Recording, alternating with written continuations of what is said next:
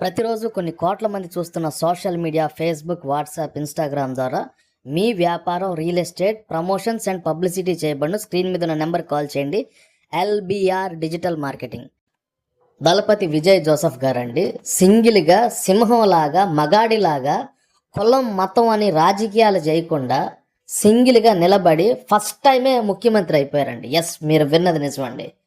మగాడిలాగా ఏ party పొత్తు లేకుండా 10 పార్టీలతో పొత్తు లేకుండా ఎవ్వరికి ఊడిగం చేయకుండా ఎవ్వరికి బూట్లు నాకకుండా సింగిల్గా మగాడిలాగా సింహంలాగా ముఖ్యమంత్రి అయ్యాడండి. అయితే ఆయన ఇంట్లో మొదటి మరణం ఏంటి అని తమ్నేలు పెట్టారేంటి అని చాలామంది కింద కామెంట్లు పెడుతున్నారు.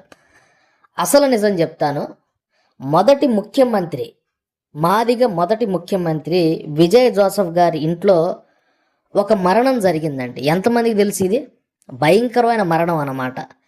ఇది ఎంతమందికి తెలుసు? ఆయన ఇంట్లో మొదటి మరణం ఎప్పుడు జరిగిందో నేను చెప్తాను, చాలా జాగ్రత్తగా వినాలి. సుమారు ఆయనకి ఒక 7-8 సంవత్సరాల వయసులో వాళ్ళ చెల్లి ఉంటుందండి. వాళ్ళ చెల్లికి వేద విద్య గారు ఆ చెల్లికి ఒక భయంకరమైన జబ్బు వచ్చి 2 సంవత్సరాల వయసులో ఆ పాప చనిపోయింది. ఇది విజయ్ జోసెఫ్ గారి ఇంట్లో మొదటి మరణం అండి. ఆ మరణం తట్టుకోలేక విజయ్ జోసెఫ్ గారు ఇప్పటికీ కూడాను వాళ్ళ చెల్లి పేరుతో కొన్ని ట్రస్టులు ఏర్పాటు చేశారు.